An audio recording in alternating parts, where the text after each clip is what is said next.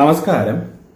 ഇന്ന് ഞാൻ പറയാൻ ഉദ്ദേശിക്കുന്ന വിഷയം നമ്മുടെ മൃഗങ്ങളെ കൂടുതലായിട്ട് ഈ ക്ഷുദ്ര ജീവികൾ, അങ്ങനത്തെ മൃഗങ്ങൾ, ഇപ്പം കാട്ടുപന്നി, ചെതുമ്പൂരൻ, എലി, ചിലന്തി, തേള്, പാമ്പ്, ഇപ്പം ഇങ്ങനെയൊക്കെ ഉള്ള ജീവികളെയൊക്കെ കൊല്ലുന്നത് പാവമല്ലേ? അപ്പൊ അത്രയും നെഗറ്റീവ് നമുക്ക് വരില്ലേ? ഇത് പലരുടെയും സംശയമാണ്. മെയിനായിട്ടും ഈ വെജിറ്റേറിയനൊക്കെ കഴിക്കുന്നതും ഇങ്ങനെയുള്ള സാധുജീവികളെയൊക്കെ സ്നേഹിക്കുകയും ചെയ്യുന്നവർക്കൊക്കെ ഇതൊരു വലിയൊരു വിഷയമാണ്. ഇപ്പൊ ഒരാള് ഒരു കമന്റ് ചോദിച്ചിട്ടുണ്ട്, തലയിലെ പേനുകളെ നമ്മൾ കൊല്ലുന്നതുമാണെങ്കിലും അതും പാപമല്ലേ, അതും ജീവിയല്ലേ? ശരിക്കും ഇതെല്ലാം പാപമാണ്. പക്ഷേ ദൈവത്തിന്റെ നിയമപ്രകാരം ഈ പാപം എന്ന് പറയുമ്പോൾ ഇത് എങ്ങനെ പാപമാകുന്നു? അത് ദൈവത്തിന്റെ ആ വ്യവസ്ഥ വെച്ചിട്ടാണ് ഈ പാപമാകുന്നത്. ഇപ്പൊ ദൈവം പറയാണ് ഇതൊന്നും പാപമല്ല, ഇതിലൊന്നും നിങ്ങൾക്ക് ശിക്ഷയില്ല എന്ന് പറഞ്ഞാൽ അത് പാപമില്ല. അപ്പൊ ഈ പാപം എന്ന് പറയുമ്പോഴേ നിങ്ങൾ ആദ്യം മനസ്സിലാക്കണം, ഇത് വന്നിരിക്കുന്നത് പ്രകൃതി വെച്ചിരിക്കുന്ന വ്യവസ്ഥ ഇതായതുകൊണ്ടാണ് ഇത് പാപമായി മാറിയത്. ഇപ്പൊ ഉദാഹരണത്തിന് നമ്മുടെ സുപ്രീം കോടതി പറയുകയാണ്, ഇപ്പൊ നിയമങ്ങളുണ്ടല്ലോ, ഇപ്പം ആണും ആണും തമ്മിൽ കല്യാണം കഴിക്കണം, പെണ്ണും പെണ്ണും തമ്മിൽ കല്യാണം കഴിച്ചോ കുഴപ്പമില്ല എന്ന് സുപ്രീം കോടതി പറഞ്ഞാൽ അത് ഒരു കുഴപ്പമില്ല, നിയമമാണ്. അതേസമയം സുപ്രീം കോടതി പറയാണ് അങ്ങനെയുള്ളവരെ കടുത്ത ശിക്ഷ നൽകണം, ജയിലിൽ ആക്കണം എന്നൊരു നിയമം സുപ്രീം കോടതി കൊണ്ടുവന്നാൽ ഇന്ത്യയിൽ അതൊരു നിയമമായി. പിന്നെ ഇന്നലെ വരെ ചെയ്തുകൊണ്ടിരുന്നത് ഈ നിയമത്തിന് ശേഷം പിന്നെ ചെയ്ത ജയിലിൽ പോകണം. അപ്പൊ ഈ നിയമവും എന്ന് പറയുന്നതും ഈ പാപം അല്ലെങ്കിൽ നല്ലത് എന്നൊക്കെ പറയുന്നതെല്ലാം ഇത് ഉണ്ടാക്കി വെച്ചിരിക്കുന്ന അല്ലെങ്കിൽ ഇത് സൃഷ്ടിച്ചു വെച്ചിരിക്കുന്ന അല്ലെങ്കിൽ തുടക്കം പറഞ്ഞിരിക്കുന്ന ആ വ്യവസ്ഥയുടെ ഇഷ്ടമാണ് ഈ പാപം ഏത് പുണ്യം ഏത് ഇങ്ങനെയുള്ള കാര്യങ്ങളെല്ലാം. ഇപ്പൊ നമ്മളൊരു മൃഗത്തെ കൊല്ലുന്നത് പാപമല്ല, അതുവഴി നിങ്ങൾക്കൊരു നെഗറ്റീവും വരില്ല എന്നാണ് പ്രപഞ്ചം വെച്ചിരുന്നതെങ്കിൽ നമുക്കങ്ങനെ ചെയ്ത പാപം ഇല്ല. പക്ഷെ പ്രപഞ്ചം അങ്ങനെയല്ല പറയുന്നത്, ഇതൊക്കെ പാപം എന്ന് പറയുന്നു. അപ്പൊ അതേ പ്രപഞ്ചം തന്നെയാണ് പറയുന്നത് നികൃഷ്ട ജീവികളെ, അതായത് നമുക്ക് ദോഷം ചെയ്യുന്ന ജീവികളെ നമുക്ക് കൊന്നാൽ അവിടെ പാപം ഇല്ല.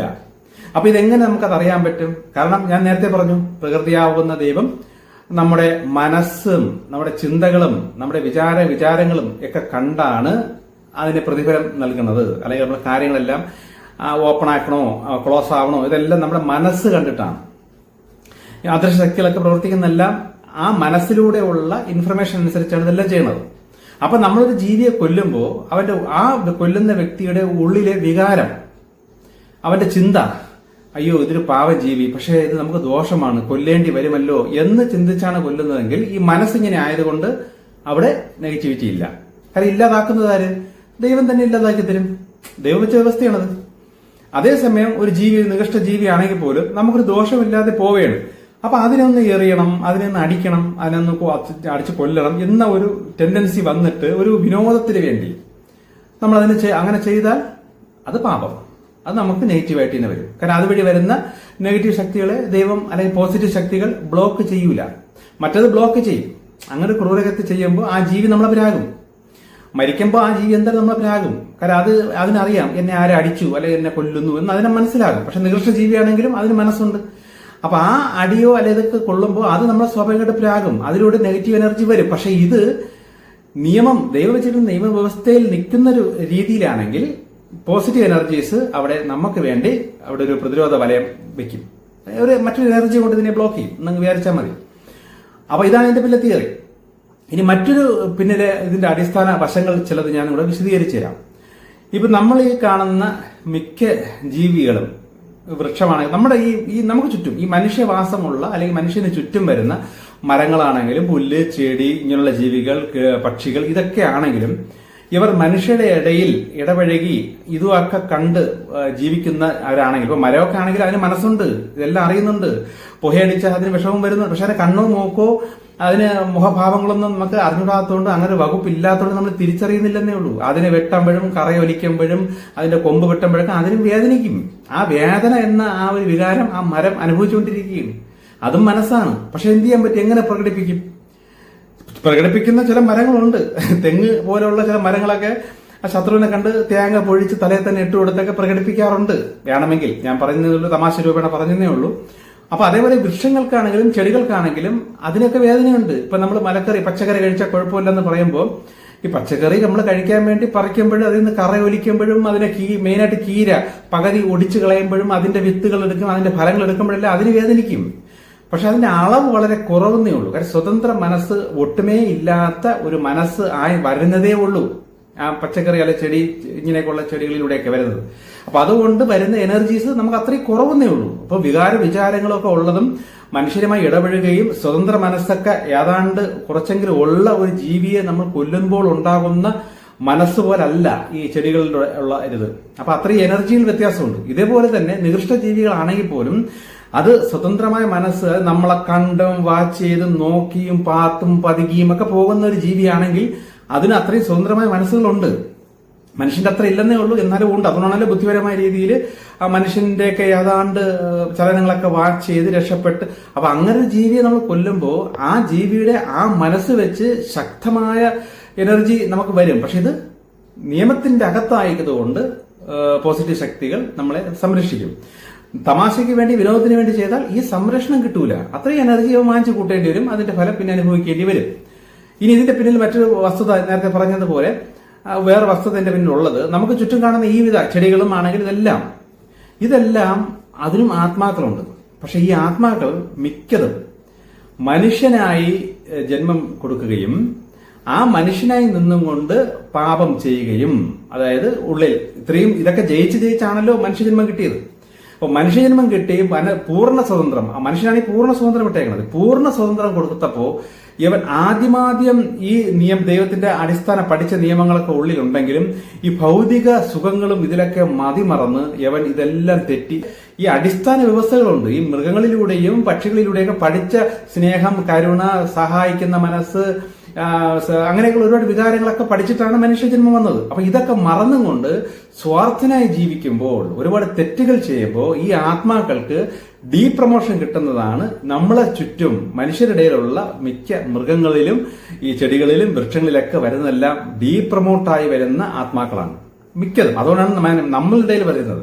ഇപ്പോൾ ആമസോൺ കാട്ടിലോ അല്ലെങ്കിൽ മറ്റേ നമ്മുടെ കേരളത്തിൽ ബോർഡറിലൊക്കെ ഉള്ള വലിയ വനങ്ങളിലോ മനുഷ്യരായിട്ട് യാതൊരു ബന്ധമില്ലാതെ വളരുന്ന ചെടികളൊക്കെ ആണെങ്കിൽ പുതിയതായിട്ട് പഠിപ്പിക്കാൻ വരുന്ന ചെടികളാണ് അവിടെ ഏറ്റവും കൂടുതലും. എന്നാലും ഈ ഇതിൽ നിന്നൊക്കെ ഡീപ്രമോഷൻ വരുന്ന ആത്മാക്കളെയും അവിടെയും ഇടാം.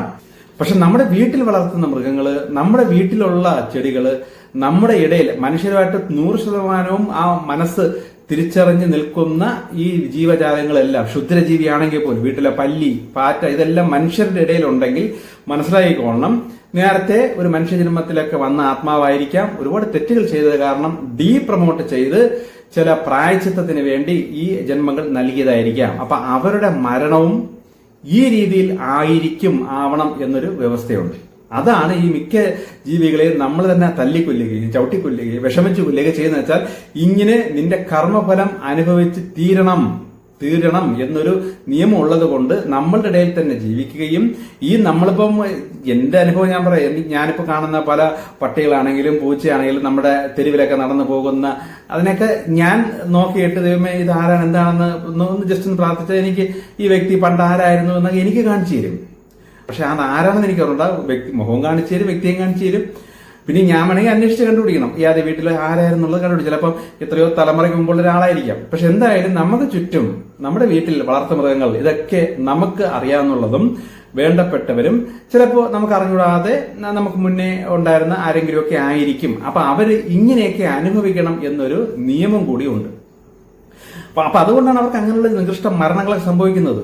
ഇപ്പൊ തേള്, പാമ്പ് ഇതെല്ലാം ഈ വിഷജീവികൾ, ഇങ്ങനെ വിഷജീവികളായിട്ടൊക്കെ ജനിക്കുന്നതിന്റെ പിന്നിൽ മനുഷ്യനായി നിന്ന സമയത്ത് വിഷം കുത്തിവെക്കുന്ന ചില സ്വഭാവങ്ങളും അല്ലെങ്കിൽ അത്ര കണ്ട മോശ രീതിയിലേക്ക് പ്രവർത്തിക്കുന്നവരെയൊക്കെയാണ് അടുത്ത ഒരു പ്രായച്ചിത്തമുള്ളത്. അവരെ വിഷജീവികളായിട്ട് ജനിച്ച് കുറച്ചുനാൾ കഴിഞ്ഞ് ഇങ്ങനെയുള്ള മരണം, ഇപ്പൊ ഭീകരമല്ല ഭീതിയായിട്ടുള്ള മരണം, അത് ഇപ്പൊ ആൾക്കാർക്ക് ഓട്ടിക്കുന്നു, ഒളിച്ചിരിക്കുന്നു, അവിടെ നിന്ന് കുത്തിത്തള്ളി വിടുന്നു, പാമ്പിനെയൊക്കെ ഇട്ട് ഓട്ടിച്ച്. അപ്പൊ അതൊക്കെ ഒരു കാലത്ത് മനുഷ്യനായി നിന്നും കൊണ്ട് ആ ലെവലിൽ ബാക്കി മനുഷ്യരെ പേടിപ്പിക്കുകയും അങ്ങനെ ജീവിക്കുകയൊക്കെ ചെയ്യുന്ന ചിലരുടെ കർമ്മഫലങ്ങളായിട്ടാണ് അതേപോലെ ഉള്ളൊരു പേടിച്ച് ഒളിച്ചിരുന്നു അങ്ങ് മരണം ലഭിക്കുന്നത്. ഇതൊക്കെ വ്യവസ്ഥകളാണ്.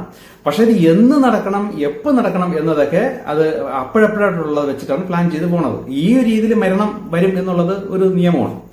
അതുപോലെ തന്നെ മനുഷ്യജന്മത്തിലൂടെ 4th ഡയമെൻഷനിലേക്ക് എത്തുമല്ലോ ആത്മാക്കൾ. ആ ലെവലിൽ എത്തിയിട്ട് അവിടെ തെറ്റ് ചെയ്താലും തിരിച്ച് മനുഷ്യജന്മം കിട്ടി ഈ പഠിച്ച് എവിടെയാണോ തെറ്റിപ്പോയത് ഒന്നും കൂടെ പാസ്സായി അങ്ങോട്ട് പോകേണ്ടി വരും. അപ്പൊ അത് അങ്ങനെയും ഉണ്ട്. മനുഷ്യജന്മത്തിൽ നിൽക്കുമ്പോൾ തന്നെ തലരിഞ്ഞ് പോകുമ്പോഴാണ് അതിന് താഴോട്ട് ഈ ജീവജാലങ്ങളായിട്ടും പശുവായിട്ടും ഇങ്ങനെയുള്ള മൃഗങ്ങളായിട്ടൊക്കെ പുറകോട്ട് വരുന്നത്. അപ്പൊ അതും നമ്മൾ മനസ്സിലാക്കണം. അപ്പൊ ഇങ്ങനെ വരുമ്പോ ഇങ്ങനെ ഒരു മരണം സംഭവിക്കണം എന്ന് അവിടെ പ്ലാൻഡാണ്. അപ്പൊ അതിന് യോഗ്യനായ ആ വ്യക്തി എന്ന് പറയുന്നത്, അപ്പൊ ഇങ്ങനൊരു മരണം വേണം എങ്കിൽ അതിന് കഴിവുള്ള വ്യക്തിയെ ആരാണ്? അങ്ങനെ ഒരു മനസ്സുള്ള ഒരു വ്യക്തിയുടെ ചുറ്റുവട്ടത്തെ ഈ ജീവിയെ കൊണ്ടുവന്ന് ജനിപ്പിക്കുകയുള്ളൂ. അവങ്കിലല്ലേ ഈ മറ്റേ വ്യക്തി ഇതിനെ ഈ രീതിയിൽ കൊല്ലുള്ളൂ. ഇതാണ് എന്റെ വ്യവസ്ഥ. അപ്പം ഈ വ്യക്തി അങ്ങനെ കൊല്ലുന്ന ഒരു വ്യക്തി ആണെങ്കിലേ ഇതങ്ങനെ നടക്കുകയുള്ളൂ. ഇപ്പൊ എത്ര തെറ്റ് ചെയ്താലും എന്ത് ചെയ്താലും അയ്യോ മോനെ എന്ന് പറഞ്ഞാൽ തലോടി വിടുന്ന ഒരു വ്യക്തിയുടെ അടുത്ത് ഈ ഒരു ജീവിയെ കൊണ്ടുവന്ന് നിർത്തിയാൽ അങ്ങനെ ഒരു മരണം സംഭവിക്കൂല. അപ്പം അതും പ്ലാൻഡാണ്. ഇങ്ങനൊരു മരണം വേണം എന്നുള്ള ജീവജാലങ്ങൾക്ക് അങ്ങനെയുള്ള വ്യക്തികളുടെ അടുത്ത ജന്മം കൊടുത്ത് വിടുകയുള്ളൂ. അതൊക്കെ പ്ലാൻഡാണ്. ഞാൻ പറഞ്ഞു, ഇതെല്ലാം അദൃശ്യ ശക്തികളെല്ലാം നോക്കിയും കണ്ടും പ്ലാൻ ചെയ്താണ് വ്യക്തികൾ. നമ്മൾ വിചാരിക്കും ഇതൊക്കെ യാദൃശ്യമായിട്ട് നമുക്ക് നടന്നു എന്നാണ് നമ്മുടെ വിചാരം. അല്ല, ഓരോന്നും പ്ലാൻ ചെയ്താണ് ഈ കാര്യങ്ങളെല്ലാം നടത്തുന്നത്. പക്ഷെ ഇതിൽ ഞാൻ പറഞ്ഞല്ലോ, മനുഷ്യർ സ്വതന്ത്രമായത് കാരണം ഇതിന്റെ സമയത്തിനും അതിനും ഇതിനൊക്കെ അങ്ങോട്ടും ഇങ്ങോട്ടും മാറ്റങ്ങൾ വരും. രീതിയിലൊക്കെ ചില വ്യത്യാസങ്ങളും. എന്നാലും ഈ ഒരു അടിസ്ഥാന കാര്യം വെച്ചിട്ടുണ്ടല്ലോ, അത് കറക്റ്റ് പ്ലാൻഡാണ്. അത് അതേപോലെ നടന്നിരിക്കും. അപ്പൊ അതാണ് ഇതിന്റെ കൂട്ടത്തിൽ നടക്കുന്നത്. അപ്പം ഈ വ്യക്തിയുടെ വിചാരം, അവന്റെ മനസ്സ്, ഇത് ഇപ്പൊ ഒരു ഉദാഹരണത്തിന് ഒരു വ്യക്തിയുടെ അടുത്ത് കൊണ്ടുവന്ന് ഒരു ജീവിയെ വിട്ടു, ഒരു ക്ഷുദ്രജീവി, ഒരു പല്ലി ഈ വീട്ടിൽ വന്നു. അപ്പൊ ഈ വ്യക്തി ആ പല്ലിയെ അടിച്ചു കൊല്ലണം. അപ്പം പല്ലി ചാവും, ആ ജന്മത്തിന് മോക്ഷം കിട്ടും. പക്ഷെ ഈ വ്യക്തി പെട്ടെന്ന് ദൈവീക കാര്യങ്ങളെ കേട്ട് മാനസാന്തരപ്പെട്ട് ഈ വ്യക്തി കൊല്ലുന്ന രീതി അങ്ങ് മാറിപ്പോയി. കാര്യം മനുഷ്യൻ സ്വതന്ത്രനാണ്, എപ്പോ വേണോ മാറ്റം വരാം. മാറിപ്പോയി. അപ്പൊ അദൃശ്യ ശക്തികൾക്ക് അവിടെ തെറ്റിപ്പോയി അങ്ങനെയൊന്നുമില്ല. ഈ പല്ലിക്ക് ഇങ്ങനെ ഒരു മരണം അവിടെ നടന്നിരിക്കും. ചിലപ്പോൾ വ്യക്തിയുടെ മകനായിരിക്കും ആ പരിപാടി ചെയ്യണത്, അല്ലെങ്കിൽ ആ വ്യക്തിയുടെ വീട്ടിൽ വരുന്ന ഏതെങ്കിലും ഒരു സുഹൃത്ത് പല്ലി ഇരിക്കുന്നു, ഒറ്റയടി അടിച്ച് കൊല്ലുന്നു. അപ്പം ഇങ്ങനൊരു മരണം അവിടെ പ്ലാൻഡാണ്. പക്ഷെ ഈ മനുഷ്യർ സ്വതന്ത്രമായത് കാരണം ആരിലൂടെ വേണം, എങ്ങനെ വേണം എന്നുള്ളതല്ല, അതും എപ്പോഴും വേണം, ആ സമയം, ഇതൊക്കെ പിന്നീടുള്ള കാര്യം വെച്ചിരിക്കും. ഈ പല്ലിയായിട്ടിരിക്കുന്ന ആത്മാവ് ഒരുപാട് ക്ഷമകൾ ചോദിക്കും. അകത്തിരുന്നും കൊണ്ട് ദൈവമേ എന്നോട് ക്ഷമിക്കണം, എനിക്ക് പറ്റിപ്പോയി. മനസ്സാണ്, നമ്മളത് കേൾക്കുന്നില്ല എന്നേ ഉള്ളൂ, നമുക്കത് അറിഞ്ഞും കൂടാ. ഇങ്ങനെയൊക്കെ നിലവിളിക്കും എന്നൊക്കെയാണ് പറയപ്പെടുന്നത്. അപ്പൊ അങ്ങനെയൊക്കെ വിളിക്കുമ്പോൾ ചിലപ്പോ എന്നാ ശരി എങ്കിൽ ഒരു 10 ദിവസവും കൂടെ അല്ലെങ്കിൽ ഒരു മാസവും കൂടെ അവിടെ അനുഭവിക്കാതെ നീ ഇപ്പോഴേ തിരിച്ചു വാ എന്ന് ഒരു വിളി വരുമ്പം ആ ആത്മാവാത്തിരുന്നും കൊണ്ട് സന്തോഷിച്ചു, എന്റെ ജന്മം എത്രയും പെട്ടെന്ന് നിർത്തി തരണേ എന്ന് പറയുന്ന അന്നായിരിക്കും, അപ്പോഴായിരിക്കും യാദൃശ്ചികമായിട്ട് ചൂരോ വല്ലോട്ട് നമ്മൾ അതിനടിച്ചു കൊന്നുകളയണത്. അപ്പൊ അതങ്ങ് ചത്തു പോകുന്നു. അതിന് ശരിക്കും മരിച്ചു കഴിയുമ്പോൾ ആത്മാവ് സന്തോഷിച്ച് അങ്ങ് തിരിച്ചു പോകും. സന്തോഷിച്ചാണ് പോണത്. രക്ഷപ്പെട്ടല്ലോ. ഈ അടുത്ത എന്തെങ്കിലും ഉണ്ടെങ്കിൽ ആ ജന്മം കൂടെ പൂർത്തീകരിച്ചിട്ട് വീണ്ടും മനുഷ്യജന്മം കിട്ടുകയും ഈ തെറ്റുകളെല്ലാം തിരുത്തി ജീവിച്ച് ആ മോക്ഷത്തിലോട്ട് പോവുകയും ചെയ്യാമല്ലോ. അപ്പൊ ഇതൊക്കെ മിക്കതും, എല്ലാം നല്ല മിക്കതും ഈ മനുഷ്യരായി നിന്നും കൊണ്ട് ഡീപ്രമോട്ടായത് സാധനങ്ങളാണ് മിക്കതും കാണുന്നത്. ഇനി അതേപോലെ തന്നെ ഈ ജീവജാലങ്ങളായിരിക്കുമ്പോൾ തന്നെ അവർക്കൊരു മനസ്സുണ്ട്. ഇപ്പൊ ചില പട്ടികൾ അത് നമുക്ക് കണ്ടിട്ടുണ്ടല്ലോ, ചിലത് ഭയങ്കര സാധു പട്ടിയായിരിക്കും. ചില പട്ടികൾ കാണുന്ന പട്ടിയുടെ കടിയും ദേഷ്യവും. അപ്പൊ ആ ആത്മാവിലും പരീക്ഷണങ്ങളുണ്ട്, അതിലുമുണ്ട് പരീക്ഷണങ്ങൾ. അപ്പൊ അങ്ങനെ ഒരു പട്ടിയായിട്ട് ജന്മം കൊടുക്കുന്ന ഒരു പട്ടി മറ്റു പട്ടികളായിട്ട് ദേഷ്യം പിടിക്കുകയും വയലൻസ് കാണിക്കുകയും ഞാൻ എന്തോ ആണെന്ന ഭാവത്തിൽ കാണിക്കുകയൊക്കെ ചെയ്യുന്ന അതിനും അതിൻ്റെതായ കർമ്മഫലം അനുഭവിക്കേണ്ടി വരും. അതൊക്കെ കൊണ്ടാണ് ചിലപ്പോൾ ഏതെങ്കിലും വണ്ടി ഇടിച്ച് നടുവൊക്കെ പൊട്ടി അവിടെ കിടന്ന് ഇഴഞ്ഞ്, അതൊക്കെ അതിനെയും പഠിപ്പിക്കുന്നതാണ്. ആ ആത്മാവിനെയും അവിടെലിട്ട് തന്നെ ഈ അഹങ്കാരം കാര്യങ്ങളെല്ലാം പഠിപ്പിച്ച് ദുർമരണപ്പെടുത്തി നാട്ടുകാരെ തല്ലി കൊല്ലിച്ച് ഇങ്ങനെയൊക്കെ അതിനെയും പഠിപ്പിക്കും. ഇങ്ങനെ ഒരു കാര്യം നിങ്ങൾ മനസ്സിലാക്കണം, ഇങ്ങനെ മൃഗങ്ങളായിരിക്കുമ്പോഴും അതിലെ ജീവജാലങ്ങൾ ഇങ്ങനെയൊക്കെയുള്ള ചെറിയ ചെറിയ പ്രാണിയൊക്കെ ആയിരിക്കുമ്പോൾ പോലും അസൂയ, കുശുമ്പ്, അത്യാഗ്രഹം, ആർത്തി, ഇങ്ങനെയുള്ള കാര്യങ്ങളെല്ലാം അതിനൊക്കെ ഉണ്ട് അതിൻ്റെതായ രീതിയിൽ. അപ്പൊ അവിടെയൊക്കെ എട്ടി എന്നെ ശിക്ഷിച്ചും പഠിപ്പിച്ചും കർമ്മഫലം അളന്ന് കൊടുത്തും അവസാനം അത് ടാലിയാക്കി ഓക്കെയായി ആ മേഖലയിലെല്ലാം ഏതാണ്ട് റെഡി എന്ന് കാണുന്ന ആത്മാവിനാണ് ഈ മനുഷ്യജന്മം കൊടുക്കുന്നത്. ഇത് കിട്ടിയതിനു ശേഷമാണ് ഇവ ഈ പണ്ടുണ്ടായിരുന്നതൊക്കെ പൊക്കിക്കൊണ്ട് പിന്നെയും സ്വഭാവം മാറി മാറി വരുന്നത്. അപ്പൊ പിന്നെയും പുറകോട്ടിട്ട് ഒന്നും കൂടെ ഇതൊക്കെ ഇട്ട് പഠിപ്പിക്കും, ഇത് പിന്നെയും കൊടുക്കും. ഇതുകൊണ്ടാണ് ഈ അനേക ജന്മങ്ങൾ, ആയിരക്കണക്കിന് ജന്മങ്ങൾ വേണമെന്ന് പറയുന്നതല്ല, ഇങ്ങനെ തിരിച്ചും മറിച്ചും തിരിച്ചും എന്തോ ഭാഗ്യത്തിനാണ്, എത്രയോ ഭാഗ്യത്തിന്, എന്റെ മനസ്സ് പറഞ്ഞു കഴിഞ്ഞാൽ കോടി ഭാഗ്യത്തിനാണ് ഒരു മനുഷ്യജന്മം അവസാനം ആത്മീയനായി മാറുന്നത്. ശരിക്കും ആത്മീയനായി ഈ വിധ കാര്യങ്ങളൊക്കെ തിരിച്ചറിഞ്ഞ് ഈ ദൈവത്തെ മനസ്സിലാക്കി അതിലോട്ട് പോകണമെന്ന് ആഗ്രഹിക്കുന്ന ലെവലിലേക്ക് എത്തിക്കിട്ടിയാൽ നമ്മളൊരു 90% ഏതാണ്ട് റെഡിയായി രക്ഷപ്പെട്ടു എന്ന് വേണം കരുതാൻ. കാരണം ആ ലെവലെത്തിയാൽ ഇപ്പൊ എന്നിലൂടെ കേൾക്കുന്നവരെ മിക്കവരും ഏതാണ്ട് ആ ലെവലെത്തിയവരാണ്. അതുകൊണ്ടാണ് ക്ഷമിച്ച് ഇതൊക്കെ ഇരുന്ന് കേട്ട് ഇനിയും വേണം എന്നൊക്കെ പറഞ്ഞ് കൂടുതൽ മെസ്സേജുകൾ എന്റെ അടുത്ത് ചോദിക്കുന്നതിന്റെ കാരണമേ നിങ്ങൾ എന്തോ ഭാഗ്യത്തിന് ആ ലെവലിലൊക്കെ എത്തി എന്ന് തിരിച്ചറിയുക. ഇനി മറ്റൊരു പ്രധാന കാര്യം നമ്മൾ മനസ്സിലാക്കേണ്ടത്, മാക്സിമം ഇപ്പൊ ശുദ്ധജീവിയാണെങ്കിൽ പോലും മാക്സിമം നമ്മൾ കൊല്ലാതിരിക്കാൻ ശ്രമിക്കുക. ഇപ്പൊ ഞാൻ പറഞ്ഞല്ലോ, നമുക്ക് തടസ്സമുണ്ട്, അല്ലെ നമുക്ക് ദ്രോഹം ചെയ്യുന്നു എന്ന് ഉറപ്പുണ്ടെങ്കിൽ നമുക്ക് അതിനെ കൊല്ലാം. മാക്സിമം കൊല്ലാതിരിക്കാൻ ശ്രമിക്കുക. അപ്പൊ അതിനുവേണ്ടി എന്ത് ചെയ്യണമെന്ന് വെച്ചാൽ, നമ്മുടെ വീട്, പരിസരം, നമ്മുടെ ഈ ജീവജാലങ്ങൾ വരാൻ സാധ്യതയുള്ള ആ സിറ്റുവേഷൻസ് ഇതെല്ലാം മാക്സിമം ഇല്ലാതാക്കി മാറ്റുക. അപ്പൊ ഇതൊക്കെ ഉണ്ടെങ്കിലേ ഇത് കൂടുതൽ വരുള്ളൂ. ഇപ്പൊ വീടിന് ചുറ്റാകെ ടൈൽസ് ഇടുകയോ സിമന്റ് ഇടുകയോ അല്ലെങ്കിൽ എപ്പോഴും തൂത്ത് വൃത്തിയാക്കി ചവറുകൾ ഇല്ലാതെയൊക്കെ ഇടുക.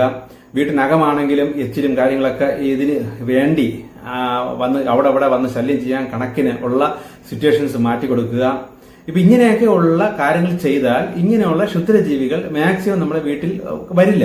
ഒരു ചിലന്തി വല കിട്ടുന്ന സ്ഥലങ്ങളെ ഇടയ്ക്കിടയ്ക്ക് അടിക്കടി വൃത്തിയാക്കി എടുക്കുക. അപ്പൊ ഇങ്ങനെയൊക്കെ മാക്സിമം കാര്യങ്ങൾ നമ്മൾ നോക്കുക. പല മേഖലകളിലൂടെയും നമ്മൾ പോസിറ്റീവായി വരുംതോറും ആ എനർജി നമ്മളിൽ കൂടിക്കൂടി വരുമ്പോൾ നെഗറ്റീവ് എനർജി നിൽക്കുന്ന ഇത്തരം ജീവികൾ മാക്സിമം നമ്മളിൽ നിന്ന് അകന്ന് മാറിക്കോളും. കാരണം അവർക്ക് ആ എനർജി വൈബ്രേഷൻ അവർക്ക് അത് അറിയാൻ പറ്റും. അവരെ അകന്ന് മാറിക്കോളും. ഇപ്പൊ തലയിലെ പേനാണെങ്കിലും താരൻ ഇങ്ങനെയൊക്കെ ഉള്ള പ്രശ്നങ്ങളൊക്കെ അവർക്ക് വരൂല. എനിക്കൊക്കെ പണ്ടേ ഇതൊക്കെ ഉണ്ടായിരുന്നെങ്കിലും ഈ ആത്മീയ ലെവലില് ഒരു ലെവലെ കഴിഞ്ഞപ്പോൾ ഇങ്ങനെയുള്ള ശല്യങ്ങളൊന്നും എനിക്കില്ല. അപ്പൊ ഇതേപോലെ നമ്മൾ വളർന്നു വരുന്ന ആ ലെവൽ അനുസരിച്ച് ഈ നെഗറ്റീവായിട്ടുള്ള ഇങ്ങനെയുള്ള സാധനങ്ങളും ഈ കാര്യങ്ങളെല്ലാം താനെ നമ്മളിൽ നിന്ന് മാറിപ്പോകും. അപ്പൊ നമുക്കവിടെ ഒരു കൊലപാതകം ചെയ്യേണ്ട ആവശ്യമേ വരുന്നില്ല. വൃത്തിയില്ലാത്ത വീടുകളിലും അങ്ങനെയുള്ള സിറ്റുവേഷനിലാണ് ഈ ക്ഷുദ്രജീവികൾ ഏറ്റവും കൂടുതൽ വരുന്നത്. നെഗറ്റീവ് ഉള്ളിടത്താണ് നെഗറ്റീവ് ജീവജാലങ്ങൾക്ക് അത്രയും ഇത് വരുന്നത്. അപ്പൊ നമ്മൾ ശ്രദ്ധിക്കേണ്ട കാര്യങ്ങൾ മാക്സിമം ശ്രദ്ധിക്കുക. നമ്മൾ പോസിറ്റീവ് ആകേണ്ടിടത്തോളം നമ്മൾ പോസിറ്റീവ് ആകുക. ഈ വിധ സാഹചര്യങ്ങളും ഈ വിധ ജീവജാലങ്ങളൊക്കെ താനെ നമ്മളിൽ നിന്ന് വിട്ടുമാറി നിൽക്കും. അപ്പോ കുറച്ച് കാര്യങ്ങളൊക്കെ മനസ്സിലായെന്ന് വിശ്വസിക്കുന്നു. ബാക്കി ചില കാര്യങ്ങളൊക്കെ അടുത്തതിൽ.